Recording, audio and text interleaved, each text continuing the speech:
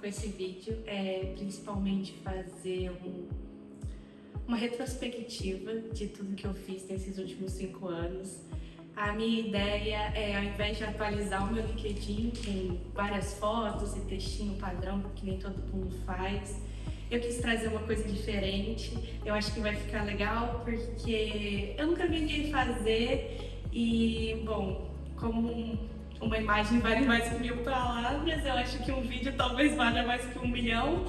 E essa aqui é a minha ideia aqui. Eu quero me apresentar e trazer um pouco das minhas experiências, tanto acadêmicas quanto profissionais. Eu sei que não são muitas ainda, mas é o começo. Eu acho que essa é a ideia, então vamos lá. Meu nome é Maria Fernanda, eu nasci e fui criada em Itajubá, Minas Gerais. Eu sou uma menina, uma mulher, assim, eu sou uma pessoa muito animada, muito tranquila. Eu acredito que muito extrovertida, fácil de trabalhar e sou extremamente organizada e muito dedicada às coisas que eu faço. Então, e eu descobri a engenharia de petróleo meio assim, sem querer. E como eu tinha o sonho de marinha mercante, eu falei, talvez isso me aproxime um pouco daquele mundo que eu queria viver. Então eu fui para a engenharia de petróleo na UF, lá em Niterói, e aí começa uma outra etapa da jornada, onde tudo se começa, onde eu acho que realmente eu me encontrei ali e poder viver esse mundo sozinha.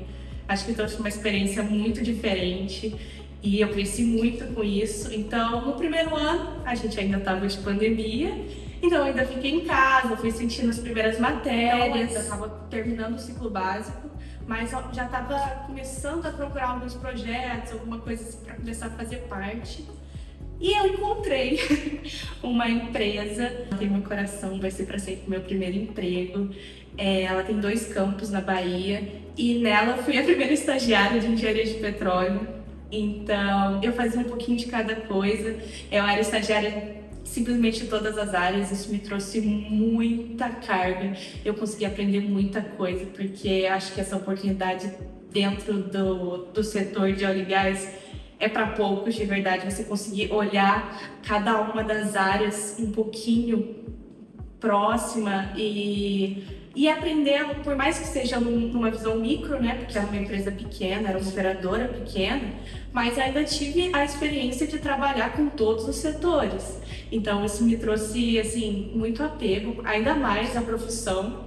Eu ainda me aventurei a entrar no projeto da INP, o PRH, junto com um professor meu, que foi meu orientador. Então, eu estava começando a trabalhar com ele na IC, e aí eu consegui o estágio, e aí ele falou, olha, como o IC estagiando fica meio complicado, então, e que tal se a gente trouxer essa oportunidade com um projeto do PRH, que é junto com a INP? Eu topei na hora, falei, vamos embora. Que era um projeto mais focado no laboratório deles, no nosso laboratório, que eu ainda estou lá. A gente trabalha muito com abandono de postos, então o meu projeto PRH foi com esse foco. Puxei mais uma responsabilidade, que naquele ano eu seria líder da PetroUF 2024, que seria uma PetroUF diferente. Bom, acho que eu não contextualizei PetroUF, mas PetroUF é um evento acadêmico da engenharia de petróleo, onde a gente recebe empresas, e essas empresas geralmente fazem palestras e trazem conteúdo assim para a graduação entender um pouco mais de como funciona o mercado. Então, na minha vez, na minha PetroUF, a gente também queria trazer a primeira feira de estágio, e eu acho que para mim esse evento foi uma virada de chave, porque eu tive a oportunidade de tratar frente a frente com as empresas. Então eu fazia reunião com elas, convidando elas a participar do nosso evento e tentando arrecadar patrocínio para poder construir o evento. Então foi uma experiência muito legal mesmo. E eu passei para 2 vagas. Eu passei para uma vaga muito específica, que é a vaga de poços, que dentro da minha área ela é carro-chefe, assim, das principais, onde você tem um contato com os poços, avalia os poços, muito do que eu fazia na Energize, mas eu também passei para uma outra área, que foi a área de novos negócios. E como eu estava naquele ritmo de negociar e escrever contrato e conversar para fechar parceria, eu optei pela área de novos negócios. Achei que iria me agregar um pouco mais do que eu já não sabia. Assim, logicamente que eu ainda teria muito para aprender na área de postos, mas naquele momento me pareceu mais correto seguir por esse caminho, que era um caminho que eu já estava me aventurando. Então eu peguei desbravando uma outra área, estava no mundo comercial, totalmente diferente da engenharia, totalmente diferente do que eu estava acostumada, mas eu tinha uma sensação boa de que eu estaria fazendo aquilo que eu mais gostava de fazer na Energize, porque na Energize, quando vinha campos novos para a gente estudar e fazer análise preliminar, era o que eu mais me aventurava, era o que eu mais gostava. E com essa ideia eu fui para novos negócios para fazer análise preliminar de qualquer tipo de projeto. E foi aí que conheci pessoas incríveis também. Nossa, os meus gerentes eram muito bons mesmo, as pessoas que eu trabalhava, a empresa realmente muito boa. Gostei muito de trabalhar lá. E me aventurei em novos negócios. E no final de 2024 eu tive que apresentar no congresso. Foi meu primeiro congresso. E eu fui apresentar um artigo do nosso laboratório, né, do LAVAP, que é o laboratório que meu professor trabalha, que eu trabalho até hoje, com o tema de tensão superficial. Eu fiz minha primeira apresentação oral num congresso, meu primeiro congresso, então foi um pouco desafiador, mas eu encarei também.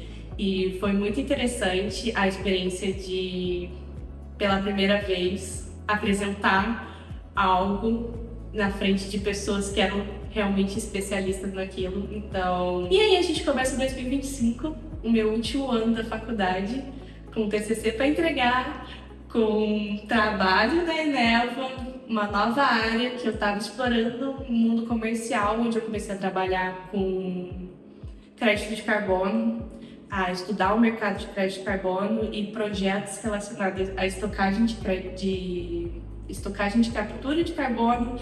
Então, a Eneva tinha uma meta, ainda tem, que é um projeto de BECS, que é bioenergia, captura de carbono e estocagem com bioenergia. Então, é um tipo de projeto que você faz a captura do carbono a partir da produção da bioenergia. E aí, com esse carbono, você perfura um poço e estoca esse carbono. E foi aí que eu me encantei para uma nova área, completamente diferente desse que eu já tinha trabalhado. Era um mundo novo, novos negócios, eu trabalhava muito com novas tecnologias, então a gente explorava muito coisas novas o tempo inteiro. Era estudo de viabilidade, tanto técnica quanto econômica, estudo de mercado, inclusive a gente fazia muito.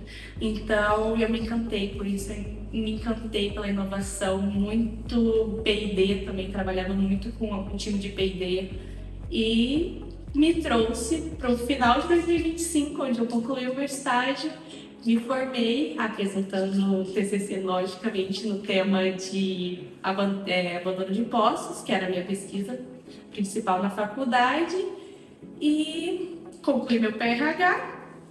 E então ficou aquela dúvida, e agora? O que eu vou fazer? O estágio estava concluído, não tinha oportunidade de nenhuma vaga aberta, e eu fui convidada para fazer um mestrado. Inclusive, por sei lá que motivo do destino, os meus professores tinham pego um projeto novo para o laboratório, que era com uma primeira empresa pioneira no Brasil, fazendo o mesmo tipo de projeto que eu trabalhava na Eneva. Então, a gente está agora eu trabalho com a FS, eu sou pesquisadora, mestranda em engenharia mecânica, trabalhando com estocagem de carbono, né, captura e estocagem de carbono, através de bioenergia, com a empresa pioneira no Brasil, e inclusive para abandonar o poço que faz essa injeção. Então, meio que não sei porquê, a minha vida se funilou numa coisa que eu já vinha meio perdida, eu acho que eu estava em abandono, BEX, e ao mesmo tempo que eu queria ficar na minha área técnica, eu queria ficar na parte de novos negócios, novas tecnologias, e tudo funilou para uma coisa só. Eu acho que trabalhar com abandono de poço em projeto de BEX foi, assim, uma das reviravoltas mais incríveis da minha vida, que eu não esperava que acontecesse, mas aconteceu. Então é isso. É um até logo, talvez um próximo vídeo aí recapitulando os próximos capítulos.